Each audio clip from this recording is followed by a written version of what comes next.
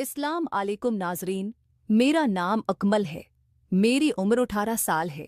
मेरे माँ बाप इस दुनिया से चले गए थे। कहानी में आगे बढ़ने से पहले अगर आपने अभी तक हमारे यूट्यूब चैनल को सब्सक्राइब नहीं किया तो सब्सक्राइब कर दें। और मुझे संभालने वाला कोई नहीं था, इसलिए मेरे माँ ने मुझे अपने पास रख लिया था। मेरे मामू की काफ़ी ज़मीनें थी और वो काफ़ी खाते पीते घराने से थे। मेरा बाप एक गरीब इंसान था और वो हमें मेहनत मजदूरी करके पालता था। लेकिन एक दिन मेरी उम्मी अबू मुझे एक कार में लेकर जा रहे थे तो उनका एक्सीडेंट हो गया था और मुझे संभालने लगे थे। मेरे मामू की उम्र तकरीबन 35 साल है और वो अपने ज़मीनों में ही कारोबार करते हैं। मेरी माँ में जिनकी उम्र 27 साल है और वो एक खूबसूरत और खुबरू औरत है। मामे में भी मेरे साथ बहुत अच्छा रवैया रखती थी। मामू मामी की कोई औलाद नहीं थी, इसलिए वो मुझे अपने बेटों की तरह ही पालते थे और मेरे से बहुत प्यार मोहब्बत करते थे। एक दिन मामू खेतों में गए और शाम को वापस नहाए। मैं मामू के पीछे मामू का पता करने गया तो मामू को वहां एक जहरीले सांप ने डेडिस लिया था और मामू को आलोक हॉस्पिटल में लेकर जा रहे थे। मैं मामू के पीछे हॉस्पिटल चला गया तो वहां मामू की हालत काफी खराब थी। मैंने मामी को फोन किया तो मामी कहने लगी, आप घर वापस आ जाओ और मुझे भी हॉस्पिटल ले चलो। मैंने बाइक पकड़ी और वापस आ गया था। वापस घर आकर मैंने अपनी मामी को साथ ले गया और हॉस्पिटल चले गया थे। हॉस्पिटल में मैं और मामी दोनों मामू का ख्याल रखते थे। बाकी सब लोग चले गए थे। मामू बोल चाल नहीं सकते थे और उनको किसी से मिलने भी नहीं दे रहे थे क्योंकि उनको बहुत जहरीले सांप अपने डीडेसा था और डॉक्टर उनका इलाज कर रहे थे। मैं और मामी बहर रखे हुए थे और हमें अलग कमरा दिया गया था। उस कमरे में मैं और मामी अकेले थे। मामी काफी उदास थी, इसलिए मैं मामी के आसपास ही था और उनकी उदासी मिटाने के लिए मैं मामी के साथ हंसी मजाक करने लगा।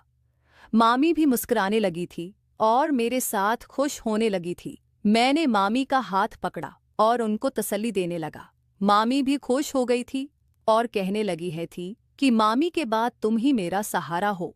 मैंने भी मामी को हौसला दिया था और कहा था, अगर मामी को कुछ हुआ तो मैं आपकी हर ख्वाहिश को पूरा करूंगा। मामी भी खुश होने लगी थी, लेकिन उनको मामी की काफी फिक्र थी। मामी को डॉक्टर ने जवाब दे दिया था और मामी इस दुनिया से चले गए थे। मामी का रो रो कर बुरा हाल था। मैंने उनको तसल्ली दी थी और मोहल्ले की काफ़ी औरतें मेरे और मामी के बारे में बातें करने लगी थी कि ये लड़का अभी तक जवान है और उनका साथ रहना अच्छा नहीं है। मामी ने मुझे बताया कि ऐसे एक मोहल्ले की औरतें ये बातें कर रही हैं।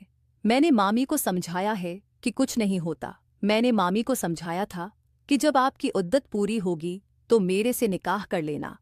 मामी निकाह की बात सुनकर ही काफ़ी खुश हो गई थी क्योंकि मैं खूबरू और नौजवान लड़का हूँगा था और बहुत सी लड़कियां मेरे ऊपर मरती थी, लेकिन मामी भी मेरे ऊपर फदा थी और वो इस बात को ज़हर नहीं होने देती थी। मामी कई दफ़ा मेरे आसपास रहते हुए मेरे पर नज़र रखती थी और मेरी तरफ देखकर मुस्करा देती थी। कई दफ़ा मामी ने मुझे ऐसी हालत में भी देखा था और मेरी तरफ देखकर मुस्कराने लगती थी। अब मामी को अपनी उद्दत पूरी होने की फिक्र थी और वो जल्दी जल्दी हो रही थी। मेरे से निकाह करके सब कुछ करना चाहती थी। मामी की सारी रसूमात पूरी होने के बाद मामी मेरे पास आई और मेरे साथ वो सब कुछ करने लगी। मैंने मामी को समझाया था कि अभी मामू को फोत हुए 3 माह ही हुए हैं, आप रुक जाओ। लेकिन मामी ने कहा था, मेरा गुजारा नहीं होता। अगर तुम मेरे साथ ऐसा नहीं करोगे तो मैं बाहर किसी के पास चली जाऊंगी। मैं मामी की ये बात सुनकर मुस्करा दिया था और मामी की ख्वाहिश को पूरा करने लगा था। मामी भी मेरा साथ देने लगी थी और मैंने मामी को राज़ी कर दिया था। अब मामी अक्सर मेरे पास आती और मैं उनके साथ वो सब कुछ करता। मामी ने कहा था कि अभी तुम्हारे मामू को फोत हुए 3 माह हुए हैं, उद्दत के फौरन बाद ही हम निकाह कर लेंगे। लेकिन मैंने मामी को काफ़ी समझाया था कि आप रुक जाओ, हम ऐसा गनाह क्यों करेंगे जिससे हमें रसवाई हो। इसलिए मैंने मामी को कहा था कि आप उद्दत पूरी हो लेने दो, उसके बाद हम निकाह करेंगे और फिर सब कुछ कर लेंगे। लेकिन मामी ने अद्दत पूरी होने से पहले ही मेरे से वो सब कुछ कर लिया था और मुझे इस बात की काफ़ी शर्मिंदगी थी।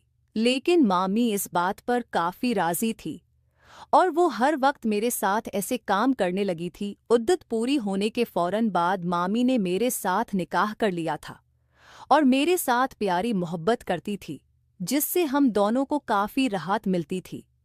नाज़रीन, और आपको ये कहानी पसंद आई हो तो वीडियो को लाइक कर दें और चैनल को सब्सक्राइब कर दें।